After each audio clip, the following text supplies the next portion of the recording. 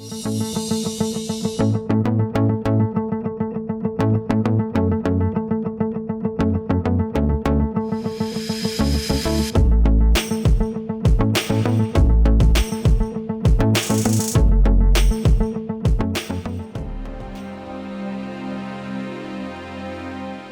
je m'appelle Audrey Dufour, je suis agricultrice à Cap d'Espoir et membre de la relève agricole. Oui, ça c'est au niveau du paysage agricole, moi ça me tient beaucoup à cœur, puis je pense que les agriculteurs nous rendent un service qu'on n'a pas nécessairement conscience là, en venant récolter le foin, là, tout simplement pour le foin, puis continuer à cultiver les champs. Ça permet de garder un paysage ouvert, de garder un paysage agricole. Puis ça permet aussi à la relève de pouvoir venir s'installer dans les prochaines années parce qu'ils vont avoir accès à des terres qui ont été entretenues. Parce que c'est ça, les terres qu'on voit, les terres agricoles, là, on sait pas toujours, mais souvent c'est nos ancêtres qui ont défriché ça, puis ça a pris beaucoup d'énergie là, pour rendre cette terre-là cultivable. Fait que c'est important de garder ce potentiel-là. Puis c'est ça, quand une terre est pas entretenue, bien, on le voit, ça monte en friche. C'est le hart rouge qui prend là-dedans. Puis c'est ça, par la suite, on perd ce potentiel-là là, de pouvoir cultiver puis produire de la nourriture c'est ça, pour la population. Mon nom, moi, je me présente, Lorenzo Atot, je suis de Cap d'Espoir. L'élevage que j'ai ici, c'est un élevage de bovins de boucherie. Je suis né ici. J'ai toujours fait de l'agriculture. Ici, c'est 4 générations qu'on fait de l'agriculture. Sur 4 générations, il y a eu plusieurs modifications qui ont été faites au cours des décennies là, que l'agriculture s'est faite. Puis ici, moi, je suis la 4e génération là, qui fait de l'agriculture, ici présentement. Ouais, effectivement, ça, c'est pour maintenir un paysage ouvert, c'est la meilleure façon de pouvoir garder le paysage ouvert, c'est d'avoir quelqu'un qui s'en occupe. Et la meilleure façon, bien, c'est si les terres peuvent être louées à un agriculteur qui peuvent les mettre en valeur. C'est sûr que vous allez voir, les terres vont rester ouvertes, puis il n'y a pas de fermeture, là. Si vous pouvez regarder, là, si vous regardez, vous tendez sur le long de la 132, vous allez voir qu'il y a plusieurs terres là, qui sont en friche présentement. Puis si vous repasser d'une couple d'années, la vue va être complètement fermée. Là. Oui, un propriétaire qui ne connaît rien à l'agriculture peut louer, peut prendre des ententes avec un agriculteur, il n'y a aucun problème. À ce moment-là, il s'agit qu'ils s'entendent sur les termes pour pouvoir cultiver la terre pour les accès. Puis à ce moment-là, il n'y a aucun problème. Là. Les thèmes sont clairs et définis. Il n'y a aucun problème là, à ce moment-là. Même si la personne ne connaît rien d'agriculture, mais lui peut avoir qu'est-ce qu'il veut avoir de l'agriculture, qu'est-ce qu'il attend de l'agriculteur. Puis l'agriculteur lui peut mentionner, lui, qu'est-ce qu'il a besoin là, comme accès, puis qu'est-ce qu'il attend du propriétaire aussi là, pour pouvoir cultiver sa terre. Une entente signée, ça nous facilite la tâche et on sait que dans un laps de temps X, on peut avoir accès à la terre sans problème. Et comme pour avoir le meilleur rendement, ce serait des ententes de 7 ans. Pour qu'on puisse récupérer les montants qu'on investit là, pour la remise en culture là, de la terre qui est louée. Oui, bonjour, moi c'est Samuel Vallée. Je suis de Grande-Rivière, dans la MRC de Rocher-Percé. Je suis un producteur de bovins et aussi un producteur de foin. Alors, je fais la production de foin sur environ 300 acres, là, incluant là, des packages pour mon bétail. Puis il y en a un petit peu de packages pour les chevaux aussi. Le foin, il est fait sur des terres en majorité prêtées par des citoyens de la MRC du Rocher-Percé. Je dirais à l'ordre d'environ 75 %. Sans cet apport-là, c'est sûr qu'il n'y a rien qui fonctionnerait. Sur mon entreprise, là, les coûts des terres, c'est quand même considérable là, dans une entreprise comme ça. Puis l'entente qu'on a avec les citoyens, là, la plupart, c'est très simple. Là. On entretient les terres, on les garde propres, puis eux autres, ils nous passent le foin, puis ils sont bien contents, les propriétaires, de ça. Ça empêche les terres de devenir incultivables ou en friche là, avec des zones. Puis le visuel est pas mal moins beau aussi. Fait que c'est ça. En général, là, les propriétaires, ben, je dirais qu'ils sont tous contents, à moins que je ne sois pas au courant d'une situation là, par rapport à ces terres-là. Puis il n'y a pas vraiment de droit acquis sur les terres après un certain temps qu'on cultive les terres. On n'a pas un droit là, qui s'éternise dans le temps. Là. Le propriétaire est complètement propriétaire de sa terre. Là. Oui, ben c'est ça, la relève agricole elle a plusieurs enjeux là, au démarrage.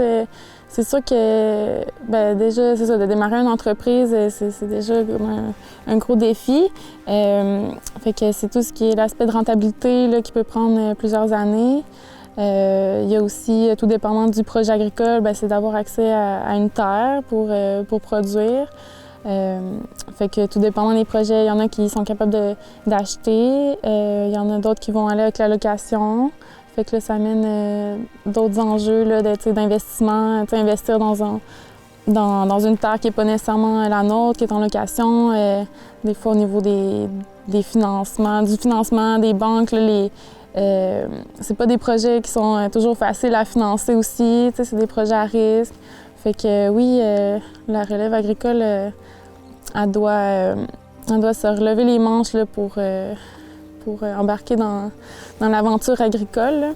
Ben, c'est ça, quand on est à la recherche d'un terrain agricole, disons qu'il y a plusieurs types de terres qu'on peut avoir accès. Il y a des terres qui n'ont pas nécessairement été entretenues, puis que là, sont montées en friche. Là, il y a d'autres sortes de plantes qui vont avoir colonisé, qui vont être plus difficiles à se débarrasser.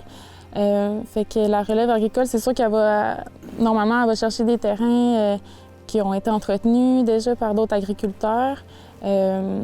Ça, c'est sûr que c'est très intéressant. Ça facilite la reprise, ça facilite la mise en production aussi le plus rapide. Fait que oui, pour ça, c'est important de continuer à utiliser nos terres agricoles, continuer à les valoriser là, pour permettre après ça que la relève puisse les reprendre. Oui, c'est ça, l'accès aux terres, bien, ça c'est un enjeu ici dans notre MRC, mais ailleurs au Québec, là, dans d'autres régions aussi, que souvent les agriculteurs ne sont pas nécessairement propriétaires des terres qu'ils exploitent.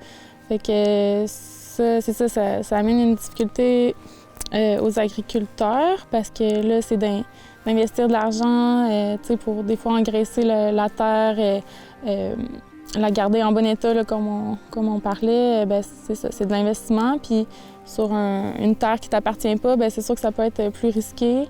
Fait que c'est ça, il y a les propriétaires de terre, ben, c'est d'avoir des ententes avec des agriculteurs que eux, ils peuvent venir entretenir cette terre-là, puis d'avoir une bonne entente. Des fois même, ça peut être des bails de location aussi sur quelques années pour sécuriser l'agriculteur dans ses investissements puis dans son travail. Là. Qu'on voit en arrière, là, les arbustes qui ont été plantés, ça a été planté lors d'un projet, un laboratoire d'agroforesterie qui a eu lieu dans la MRC. Ça fait quelques années déjà. Là, on voit que les plantes ont bien poussé. Fait que ça, c'est un projet qui visait à aider justement les agriculteurs dans la location des terres, puis aussi de les sécuriser sur le long terme. Fait que c'est des projets de valorisation des terres. Donc, c'est des haies qui ont été plantées puis qui ont une valeur économique là, sur le long terme. Il y a des essences nobles, puis aussi des arbustes fruitiers. Fait que ça, c'était vraiment pour valoriser la terre, faire en sorte qu'elle continue à être utilisée par l'agriculteur. Puis pour que le projet soit mis en place, pour que le propriétaire ait accès à la plantation d'arbustes, mais il y avait une entente de 10 ans qui était faite avec l'agriculteur pour l'utilisation du terrain. Fait que là, ça vient vraiment sécuriser l'agriculteur dans son investissement. Il va pouvoir enrichir la terre, faire des travaux s'il y a besoin, puis il sait que ça va y revenir encore là, pour 10 ans. Puis en même temps, moi je trouve ça super parce que ça vient vraiment agrémenter le paysage agricole là, avec les haies. Puis ça a aussi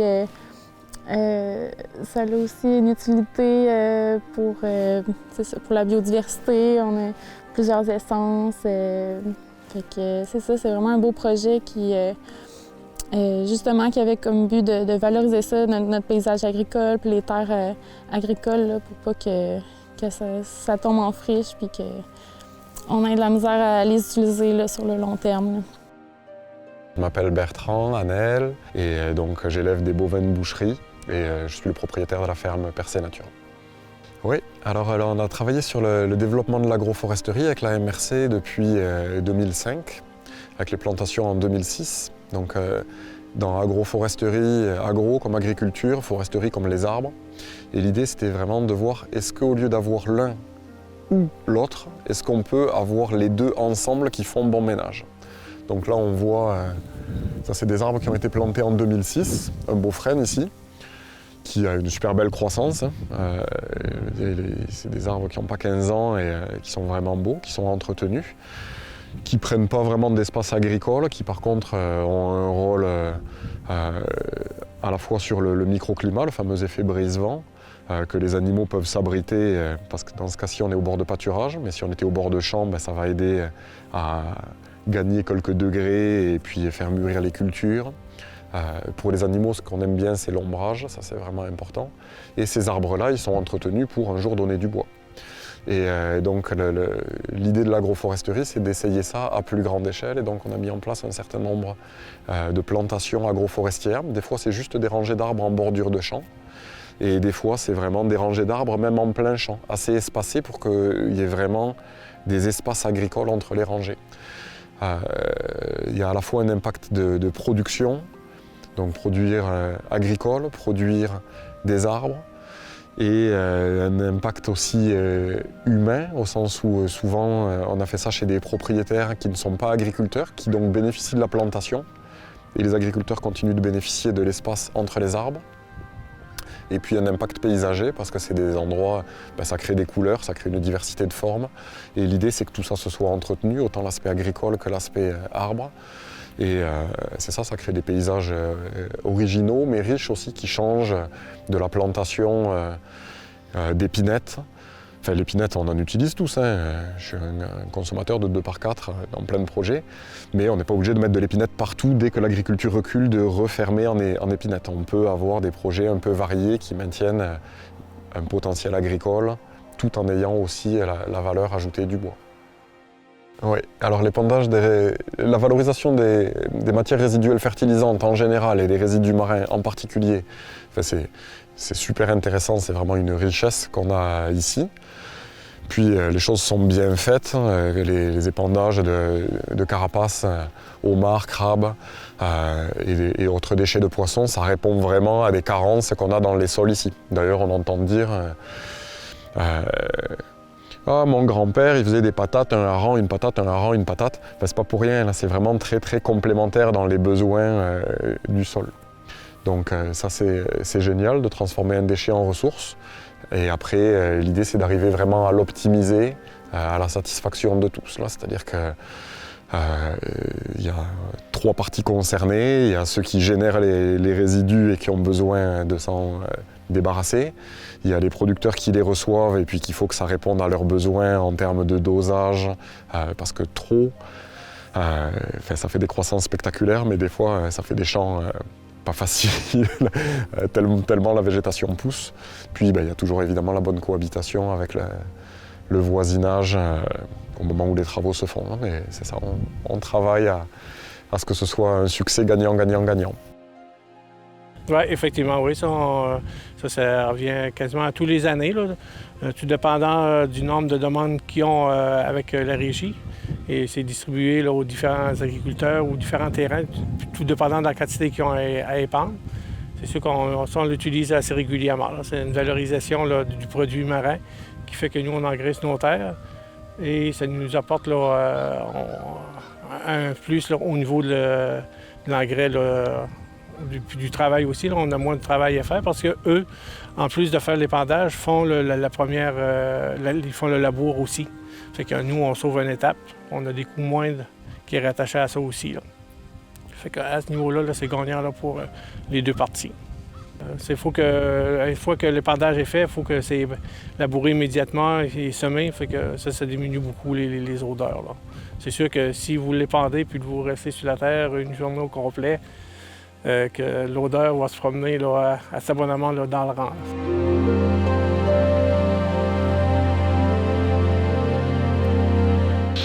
Ben, le potentiel agricole, il y a aujourd'hui, puis il y a surtout demain. Donc aujourd'hui, ben, c'est à la fois la production qu'on peut faire qui va créer des emplois, mais qui va aussi créer des ressources alimentaires, quand on parle d'agriculture alimentaire ou autre. Hein, je pense à la savonnerie poussière d'étoile, finalement ils font du savon, on ne le mange pas, mais dans ce savon-là, il y a du lait de leurs ânesses qui mangent du foin d'ici. Il y a toute la question de cadre de vie, paysage, tout ça. C'est vrai aujourd'hui et tout ça, ça sera vrai demain aussi. Donc ça nous garantit de continuer à vivre dans un paysage habité et qui génère des bénéfices alimentaires et autres pour la population. Mais si on va un peu plus loin et qu'on a quand même... il y a matière à être un petit peu inquiet de comme la planète va. Il y a beaucoup de terres agricoles aujourd'hui, de par le monde, qui sont en difficulté, qui vont, c'est ce qu'on entend dire par tout un tas de scientifiques qui travaillent sur la question, se désertifier parce que usage intensif et excessif, parce que changement climatique, et donc on est en train de réduire notre capacité de production globale, mondiale. Donc les endroits où, comme en Gaspésie, on a encore la chance d'avoir de l'eau en été, que c'est pas le gros désert, de la verdure, je pense qu'il ne faut pas négliger ce potentiel pour le futur, pour nous, et peut-être aussi d'autres qui en bénéficieront autour. Donc ça ne veut pas dire qu'il faut tout pousser et tout utiliser de façon intensive, mais peut-être plus penser à maintenir le potentiel, à avoir des sols vivants, donc à avoir des approches plus naturelles, et pour que ce potentiel dure longtemps.